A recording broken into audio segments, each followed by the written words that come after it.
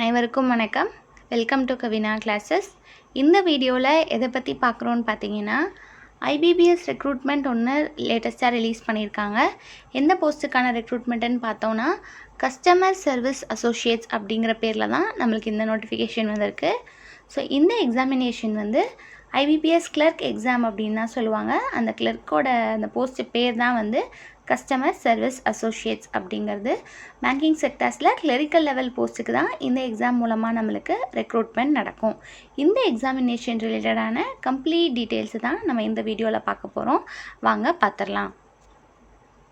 So இந்த எக்ஸாமினேஷனுக்கு vacancies எவ்வளோ கொடுத்துருக்காங்க அப்படின்னு பார்த்தோன்னா, டோட்டலாக 10,277 வேக்கன்சிஸ் நம்மளுக்கு கொடுத்துருக்காங்க. ஸோ இந்த வேக்கன்சிஸ் வந்து ஆல் ஓவர் இந்தியாவுக்கான வேக்கன்சிஸ். அதுக்கப்புறமா இந்த வேக்கன்சியில் வந்து ஒரு ஸ்டேட்லேயும் எவ்வளோ இருக்குது அப்படிங்கிற மாதிரி ஸ்ப்ளிட்டப் இருக்கும். ஸோ அந்த ஸ்ப்ளிட்டப்பில் பார்க்கும்போதில் குறிப்பாக தமிழ்நாட்டுக்கு மட்டும் எவ்வளோ கொடுத்துருக்காங்க அப்படின்னா 894 வேக்கன்சிஸ் வந்து தமிழ்நாடு ஸ்டேட்டுக்காக இந்த நோட்டிஃபிகேஷனில் ரிலீஸ் பண்ணியிருக்காங்க. இந்த ரெக்ரூட்மெண்ட்டுக்கான ஆன்லைன் அப்ளிகேஷன் ஃபார்ம் சப்மிட் பண்ணுறதுக்கு எப்போ ஓப்பனில் இருக்குது அப்படின்னு பார்த்தோன்னா 1/8/2025 21/8/2025 வரை நம்மளுக்கு ஓப்பனில் இருக்கும். அதாவது ஆகஸ்ட் 1ஆம் தேதியிலேருந்து ஆகஸ்ட் 25ஆம் தேதி வரை நம்ம என்ன பண்ணிக்கலாம் அப்படின்னா, இந்த ரெக்ரூட்மெண்ட்டுக்கான அப்ளிகேஷன் போர்ட்டலில் நம்ம வந்து அப்ளிகேஷனை ரெஜிஸ்டர் பண்ணிக்கலாம். இஃப் சப்போஸ் அப்ளிகேஷனில் ஏதாவது மிஸ்டேக்ஸ் பண்ணியிருந்தோம் அப்படின்னா, அப்ளிகேஷன் டேட் நம்மளுக்கு க்ளோஸ் ஆனதுக்கப்புறமா கரெக்ஷன் பீரியட் அப்படின்னு ஓப்பன் பண்ணுவாங்க. அந்த டைமில் ஒரு சில விஷயங்களை நம்ம வந்து சேஞ்ச் பண்ணிக்க முடியும்.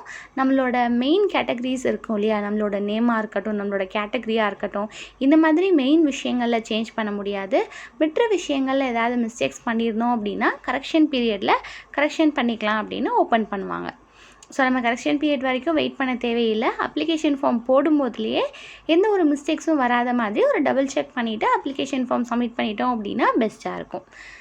இந்த போஸ்ட்டுக்கான எக்ஸாமினேஷன் எப்போ நடக்கும் அப்படின்னு பார்த்தோன்னா, நம்மளுக்கு ப்ரிலிம்ஸ் மெயின்ஸ் அப்படின்னு 2 லெவலில் எக்ஸாமினேஷன் இருக்கும். ப்ரிலிம்ஸ் எக்ஸாமினேஷனோட டேட் வந்து நம்மளுக்கு அக்டோபர் 2025 நடக்கும் அப்படின்னு கொடுத்துருக்காங்க. மெயின்ஸ் எக்ஸாமினேஷன் வந்து நம்மளுக்கு நவம்பர் 2025 நடக்கும் அப்படிங்கிற மாதிரி நோட்டிஃபிகேஷன்லேயே நம்மளுக்கு ஸ்பெசிஃபை பண்ணியிருக்காங்க. பர்டிகுலராக எந்த டேட் அப்படிங்கிறத நம்மளுக்கு லேட்டராக அனௌன்ஸ் பண்ணுவாங்க. ஸோ இந்த ரெக்ரூட்மெண்ட் ப்ராசஸோட கம்ப்ளீட் ரெக்ரூட்மெண்ட் எல்லாமே மார்ச் 2026க்குள்ளே கம்ப்ளீட் ஆகி நம்மளுக்கு மார்ச் மாதத்தில் நம்மளுக்கு வந்து அலாட்மெண்ட் ஆர்டரே வந்து இஷ்யூ பண்ணிடுவாங்க அப்படிங்கிற மாதிரி நோட்டிஃபிகேஷன்லேயே நம்மளுக்கு ஸ்பெசிஃபை பண்ணி கொடுத்துருக்காங்க. ஸோ நம்மளுக்கு ப்ராசஸ் எல்லாமே அடுத்தடுத்து மூவ் ஆன் ஆகிட்டே இருக்கும் அப்படிங்கிறத நம்மளுக்கு தெளிவுபடுத்துகிற விதமாக நோட்டிஃபிகேஷனில் இது நம்மளுக்கு தெளிவாக கொடுத்துருக்காங்க. அப்போது அக்டோபரில் நம்மளுக்கு ப்ரிலிம்ஸ் இருக்க போது, அடுத்த மாதமே மெயின்ஸ் இருக்க போது அப்படிங்கிறப்ப இப்போவே நம்ம வந்து பிளான் பண்ணி ப்ரிப்பேர் பண்ண ஸ்டார்ட் பண்ணிடணும். விருப்பப்படுறவங்க உங்களோட ப்ரிப்ரேஷன் பிளானை இதுக்கேற்ற மாதிரி வச்சுக்கோங்க. அடுத்து நம்ம என்ன டீட்டெயில்ஸ் பார்க்க போகிறோம் அப்படின்னு பார்த்தோன்னா, இதுக்கான ஏஜ் லிமிட் என்ன அப்படிங்கிறத பார்க்கணும். ஸோ ஜென்ரல் கேட்டகரியாக இருக்கும் அப்படின்ற பட்சத்தில் 20லேருந்து 28 இயர்ஸ் வரைய அவங்களோட ஏஜ் லிமிட் வந்து இருந்துக்கலாம். ஒரு கேட்டகரி வைஸ் நம்ம பார்த்தோம் அப்படின்னா ஒரு கேட்டகரிஸ்க்குமே நம்மளுக்கு வந்து ஏஜ் ரிலாக்ஸேஷன் அப்படிங்கிறது இருக்கும்.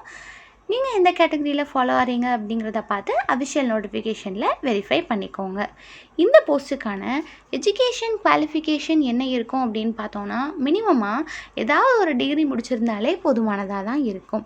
எனி டிகிரி அப்படிங்கிறது தான் இந்த போஸ்ட்டுக்கான நம்மளுக்கு மினிமம் குவாலிஃபிகேஷனாக இருக்குது. அப்படிங்கிறதுனால டிகிரி முடித்த எல்லாருமே இந்த போஸ்ட்டுக்கு வந்து தாராளமாக அப்ளை பண்ணலாம். ஸோ டிகிரி முடிச்சிருக்கீங்க, குரூப் 2 குரூப் 1 இந்த மாதிரி போஸ்ட்டுக்கு வந்து ப்ரிப்பேர் பண்ணி படிக்கிறீங்க அப்படின்னா இந்த எக்ஸாமினேஷன்ஸையுமே நீங்கள் வந்து உங்களோட பெஸ்ட்டை வந்து கொடுத்து பார்க்கலாம். ஓகேவா? அதே குவாலிஃபிகேஷனில் தான் நம்மளுக்கு எக்ஸாமினேஷன் நடக்குது அப்படிங்கிறதுனால இந்த எக்ஸாமும் அப்ளை பண்ணோம் அப்படின்னா நம்மளுக்கு வந்து எம்ப்ளாய்மெண்ட் ஆப்பர்ச்சுனிட்டிஸ் கிடைக்கிற சான்சஸ் வந்து அதிகமாக இருக்கும்.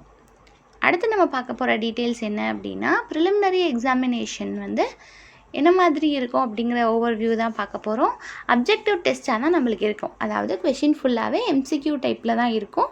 நம்ம ஆப்ஷன்ஸ்லேருந்து ஏதாவது ஒன்று சூஸ் பண்ணுற மாதிரி தான் இருக்கும். ஸோ ப்ரிலிம்ஸ் லெவலில் கொஷின் எப்படி ஃப்ரேம் பண்ணுவாங்க அப்படின்னா, இங்கிலீஷ் லாங்குவேஜில் பார்த்தோம் அப்படின்னா இங்கிலீஷ் சார்ந்து தான் நம்மளுக்கு கொஷின்ஸ் வந்து இருக்கும். ஜென்ரலாக கிராமர் பற்றி கொஷின்ஸ் இருக்கும், ரீடிங் காம்ப்ரிஹென்ஷன் இருக்கும், சினானிம்ஸ் ஆண்டனிம்ஸ் இருக்கும். ஸோ இந்த மாதிரி ஒரு பேசிக் இங்கிலீஷ் கான்செப்ட்ஸில் இருந்தால் நம்மளுக்கு கொஷின்ஸ் வந்து கேட்பாங்க. அடுத்ததாக நியூமரிக்கல் எபிலிட்டின்னு பார்த்தோம் அப்படின்னா நம்மளுக்கு வந்து மேக்ஸ் ரிலேட்டடாக வர கொஷின்ஸ் தான் இருக்கும். ஸோ ஈஸியாக போடுற மாதிரி நிறைய கொஷின்ஸ் இருக்கும். டஃப்னஸ்க்காக 2-3 கொஷின் எப்போயுமே வச்சுருப்பாங்க. அந்த டைமுக்குள்ளே எவ்வளோ கொஷின் நம்ம போடுறோம் அப்படிங்கிறதா மேட்டர். ஸோ நம்ம ப்ராக்டிஸை வந்து டைமர் வச்சு ப்ராக்டிஸ் பண்ணிக்கிட்டோம் அப்படின்னா இங்கே டைமருக்குள்ளே போடுறது ஈஸியாக வந்துடும். அடுத்தது ரீசனிங் எபிலிட்டி அப்படிங்கிறது நம்மளுக்கு ரீசனிங் சம்ஸ் தான். இப்போ நம்மளுக்கு டிஎன்பிஎஸ்சி எக்ஸாமினேஷன்ஸ்லேயுமே மேக்ஸ் ரீசனிங் அப்படிங்கிறது நம்ம ப்ராக்டிஸ் பண்ண ஒன்று தான். ஸோ இங்கிலீஷ் மட்டும் ப்ராக்டிஸ் பண்ணால் போதும், நம்மளால் ப்ரிலிம்ஸை வந்து ஈஸியாக அப்பியர் ஆக முடியும். இது எல்லாத்துக்குமே செக்ஷனல் டைமிங்ஸ் வந்து 20 மினிட்ஸ் உண்டு.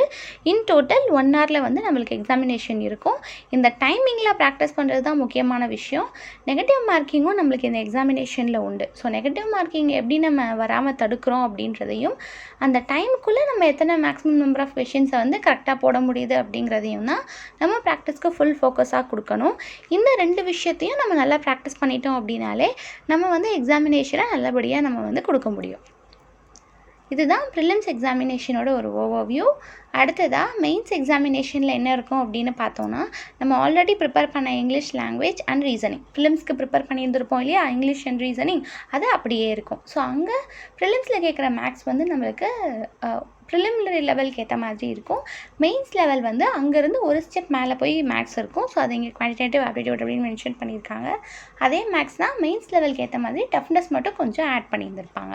அடுத்ததாக மெயின்ஸில் ஒரு சப்ஜெக்ட் ஆட் ஆகும். அது என்னன்னு பார்த்தோன்னா ஜென்ரல் அவேர்னஸ், அப்படி இல்லைனா ஃபினான்ஷியல் அவேர்னஸ் அப்படின்ற டாபிக் இடையில் வரும். ஸோ ஜென்ரல் அவேர்னஸ் அப்படின்னு பார்க்கும்போதுல மெயின்லி கரண்ட் அஃபேர்ஸ் ஃபோக்கஸ் ஆகிருக்கும். அதுக்கப்புறமா ஃபினான்ஷியல் அவேர்னஸ் அப்படின்னு பார்த்தோன்னா எக்கனாமி ரிலேட்டடாக பேங்கிங் செக்டரில் இருக்கிற அந்த பேங்கிங் அவேர்னஸ் அப்படின்னு சொல்லுவாங்க இல்லையா, அந்த விஷயங்களை நம்ம வந்து தெரிஞ்சுக்கணும். அது ரிலேட்டடாக நம்மளுக்கு கொஷின்ஸ் வந்து இந்த இதில் நம்மளுக்கு இடம்பெற்றிருக்கும்.